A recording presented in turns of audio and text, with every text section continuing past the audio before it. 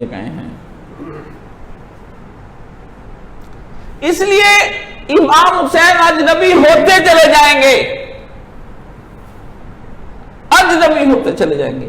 امام حسین گھیر لیے جائیں گے کفار کے، تمہاری ان رسومات کے اندر نرگائے ادا میں کسی وقت حسین تھے، آج حسین نرگائے احبا کے اندر ہیں، نرگائے دوستاں کے اندر ہیں۔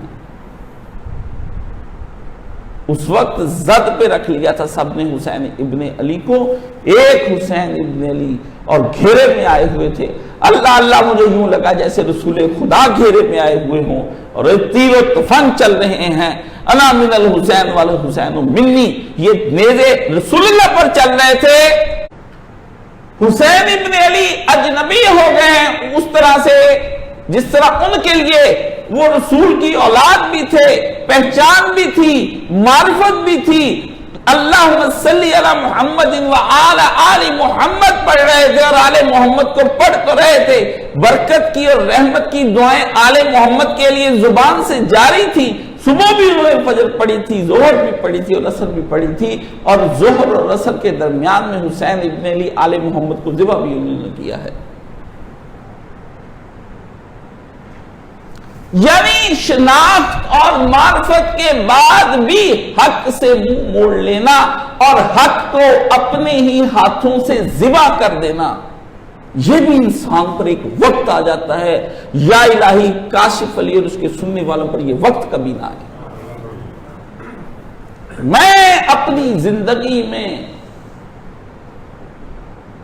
کبھی کسی چیز سے اتنا نہیں ڈرا، موت کی اگر مجھے سختیوں پہ میں خوف زدہ ہوتا ہوں تو صرف ایک بات پر ہوتا ہوں کہ آخری وقت میں اس قدر سکرات موت نہ ہو جائے کہ میں خدا کو اس وقت میں بھول جاؤں اور اس سختی میں مجھے اپنا نفس یاد رہ جائے اور اپنے جسم کی راحت یاد رہ جائے۔ مجھے کوئی اس سے زیادہ برا وقت میں کہتا ہوں کبھی آئے گا ہی نہیں، اگر خدا ناخواستہ اگر کسی انسان پر آ جاتا ہے۔ یہ زندگی کی گھڑیاں ہیں جو گزر جائیں گی سو گزر جائیں گی، لیکن اس سے سخت وقت کوئی نہیں انسان پر آئے گا کہ آخری وقت میں وہ اپنے رب سے دور ہو جائے۔ حق کی معرفت رکھتے ہوئے، حق کی شناخت رکھتے ہوئے آدمی حق کو اپنے ہاتھ سے ذبح کر دے اور حق کی مخالفت پر اتر آئے۔ اللہ اللہ اللہ، خداوند عالم یہ وقت ہم پر کبھی نہ لے کے آنا۔ یہ ابو جہل کا وقت ہے، یہ ابو لہب کا وقت ہے، اور خدا نے اس وقت کو قرآن میں جو تعبیر کیا ہے، کہا تبت یدا ابی لہب و تب، ابو لہب کے اوپر حق کی شناخت اور معرفت کھل گئی تھی، مگر اپنے مفادات کے لیے اور اپنی زندگی کے ذائقوں کے لیے، لذتوں کے لیے اس ظالم نے اس حق کی معرفت کو ذبح کر دینا چاہا۔ اس لیے اللہ پاک نے اس کے آگے یہ نہیں کہا کہ وہ علم کی وجہ سے بھول گیا، فرمایا ما اغنى عنہ مالہ وما کسب، دولت اس کی اس کو لے ڈوبی تھی، اس کو محبت مال کی دنیا کی چاہتے لے گئی۔ نبی نے کہا کچھ نہیں ہوا، ہر طرح کی معرفت تھی، اس کو پتا تھا کہ مسجد کے اندر درس ہو رہا ہے، وہ نہیں آیا۔ اس کو پتا تھا کہ وہاں پر جا کر کے جمعہ اتنے بجے ہوتا ہے، وہ اس کو پتا تھا، لیکن اس نے کہا بند کر کے دروازے جب پڑھائے جائیں گے تو ہم وہاں پر کیوں جائیں، ہم یہیں کہیں پڑھ لیں گے۔ ادنا جانا استخفاف، حق پتا تھا لیکن حق کے اندر استخفاف کر گیا، تخفیف حق، یعنی ہلکا جانا حق کو، کہ وہاں جا کر کیا بھی اتنا سننا ہے، یہیں پر بیٹھ کر سن لو، کیا وہاں پر جانا ہے۔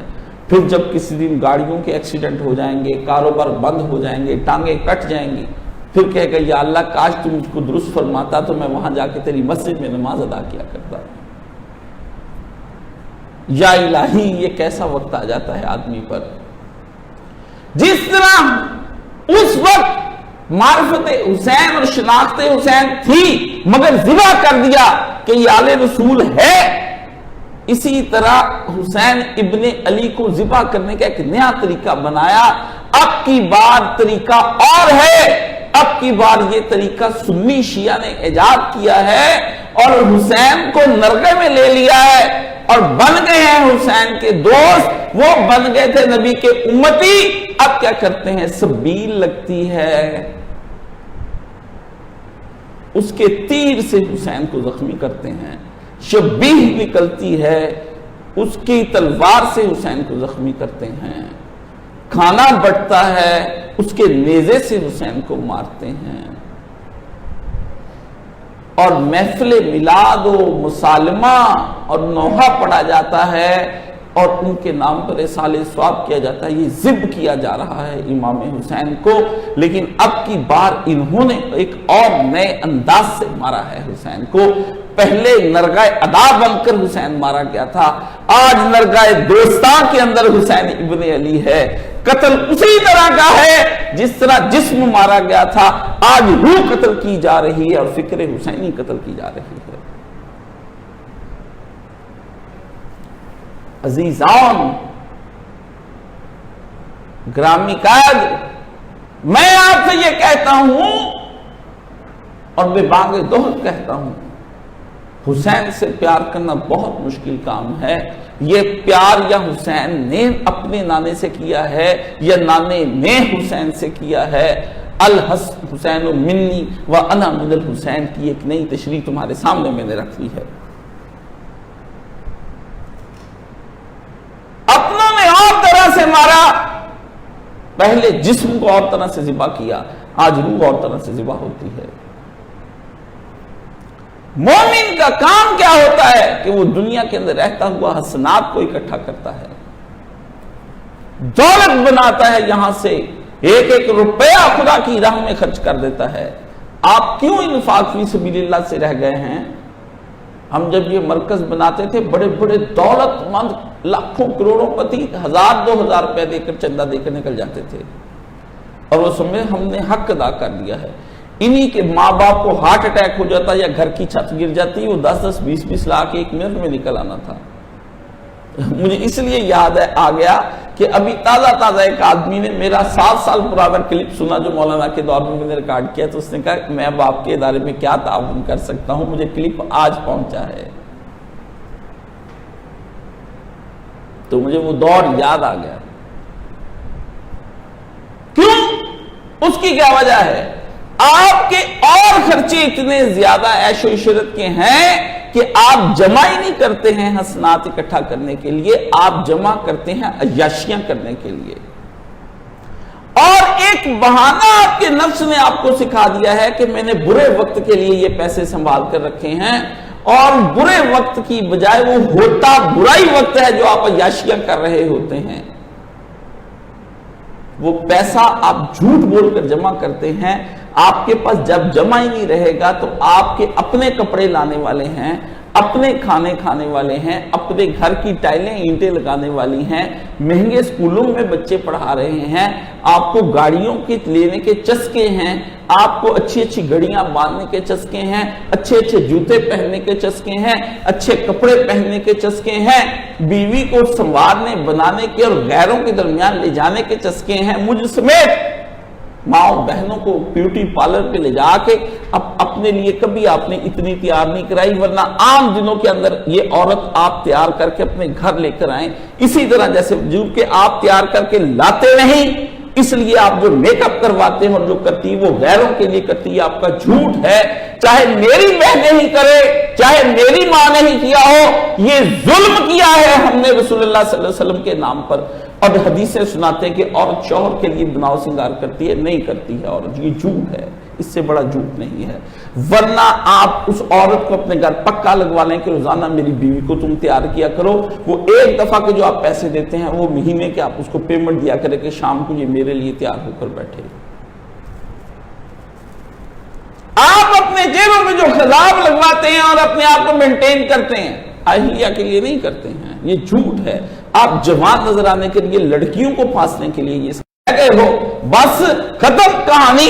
آپ اپنی مردانگی، اپنے اندر کی رجولیت، گناہ کرنے کی صلاحیت کے بیوی کے مردانگی نہیں رہی ہے جنسی طور پر، یہ کیا کہے گا، یہ کمزور ہو گئے، اس لیے آپ یہ سارے کام کرتے ہیں۔ یہ جھوٹ ہے۔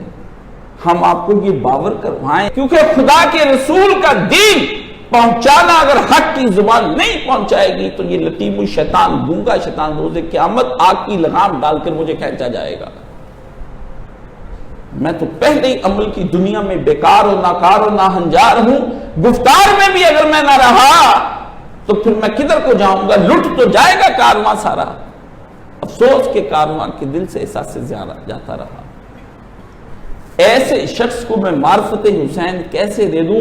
جو آدمی دنیا کے اندر گھرا ہوا ہے وہ معرفت حسین نہیں لے سکتا ہے، چاہے سنی ہے چاہے شیعہ ہے۔ زبان سے وہ کتنا ہی کہے کہ حسین ہم تیرے ہیں، کتنا ہی کیوں نہ کہے حسین ہم یزیدی نہیں ہیں،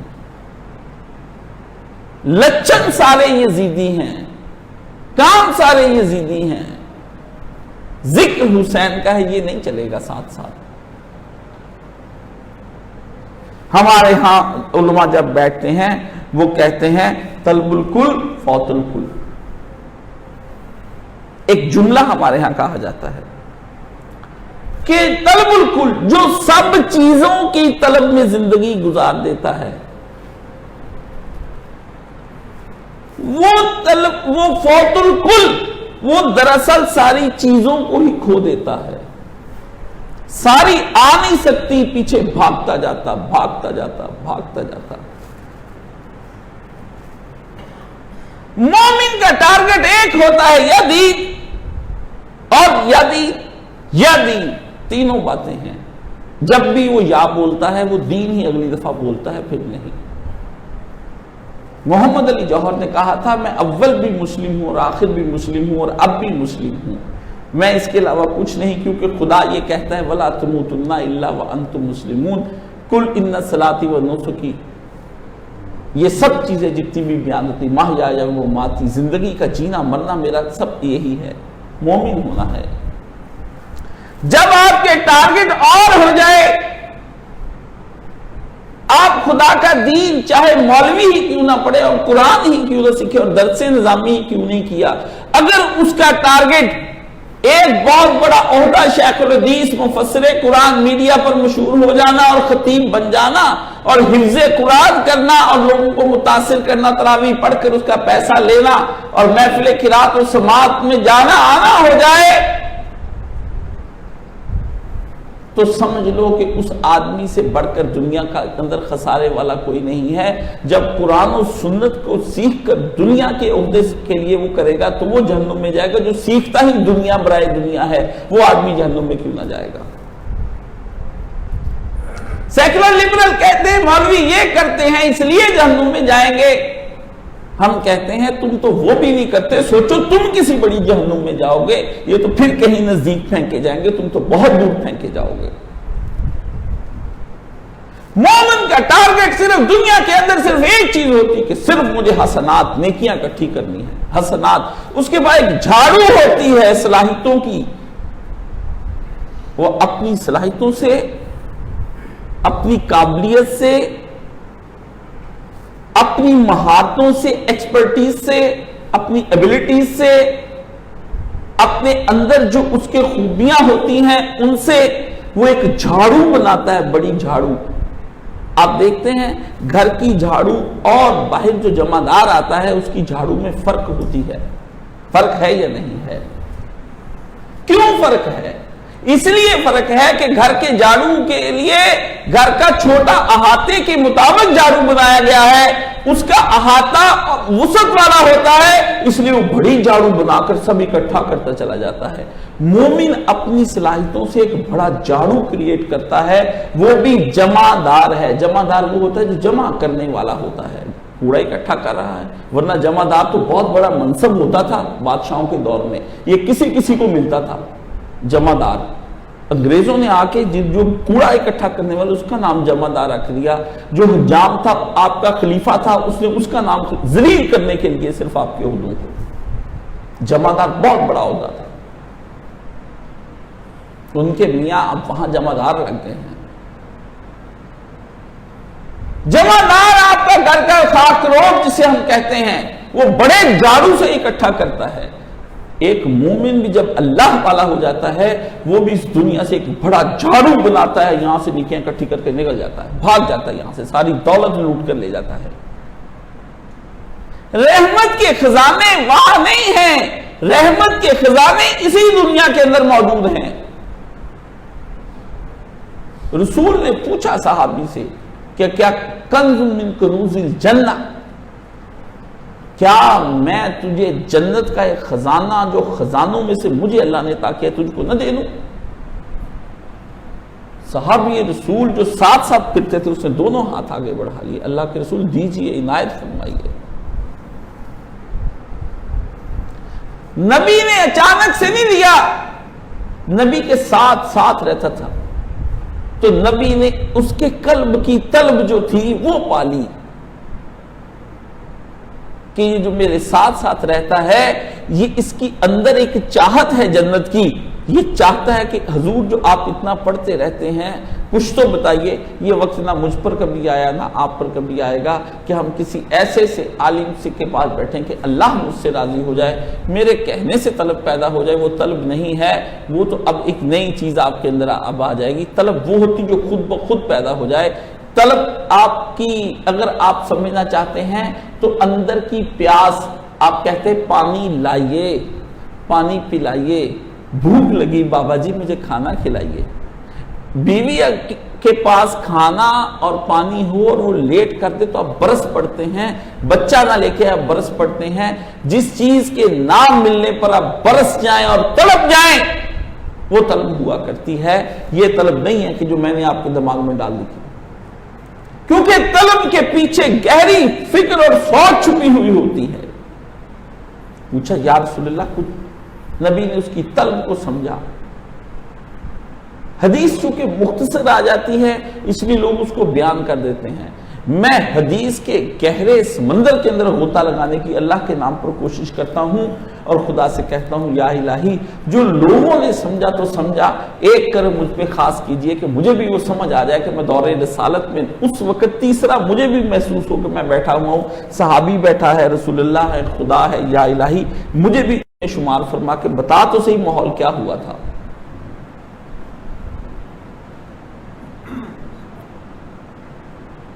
وہاں ہوا یہ تھا کہ سچے طالب نے مرشد حقیقی سے پوچھا، اے میرے مرشد، اپنے دل سے نبی کی خدمت میں نبی نے اس کے چہرے کے اندر اور اس کے دل کے اندر کی طلب کو پڑھتے ہوئے کہا کیا تجھے میں ایک خزانہ نہ بتا دوں؟ جلدی سے پوچھا، جھٹ سے یا رسول اللہ۔ فرمایا جنت کے خزانوں میں سے خزانہ یہ ہے کہ معرفت خدا بندی کی دولت یہ ہے کہ لا حول ولا قوت الا باللہ۔ سننے والا عربی تھا، سنانے والا بھی عربی تھا، روح وجد میں آ گئی، گویا کائنات ہی ساری مل گئی۔ یہ لفظ کیا ملے ہیں؟ لا حول ولا قوت الا باللہ۔ جاتے جاتے اتنا تذکرہ کر دوں، مومن جب یہ ہاتھ اٹھاتا ہے رفع الیدین کے لیے تو یہاں لکھا ہوتا ہے اس کے ایک ہاتھ پر کہ لا حول، اور پھر دوسرے ہاتھ پہ وہ لکھ دیتا ہے ولا قوت، نہ حول مجھ میں اس دائیں میں نہ قوت بائیں میں، الا باللہ۔ ابھی جو نماز پڑھوں گا یہ تو تیرا ہی فضل ہوگا، میں کہاں پڑھنے لگا ہوں۔ اس لیے رفع الیدین کے عاشق جو ہوتے ہیں میرے جیسے، میں تو بیماری کی حالت میں ہاتھ نہ اٹھا سکوں تو انگلیاں صرف 2 اٹھا لیتا ہوں یہاں کر کے کہ یہی رفع الیدین مان لیا جائے۔ مجھے اس کے بغیر نہ قرار آئے گا، نہ سکون آئے گا، نہ نماز کا مزہ آئے گا۔ نماز کی زیب و زینت رفع الیدین کے ساتھ ہے۔ دوران نماز کا منکر ہو سو ہو، لیکن نماز کے شروع میں ہر ایک کو کرنا پڑے گا، کرنا پڑے گا۔ جو وہ پہلی دفعہ کیا تھا سمجھ لو وہ دوسری دفعہ بھی وہی ہے۔ اب مجھ سے نہ پوچھو کہ کرنا چاہیے کہ نہیں کرنا چاہیے، مجھ سے نہ پوچھ، اپنے دل سے پوچھ کہ کرنا چاہیے کہ نہیں کرنا چاہیے۔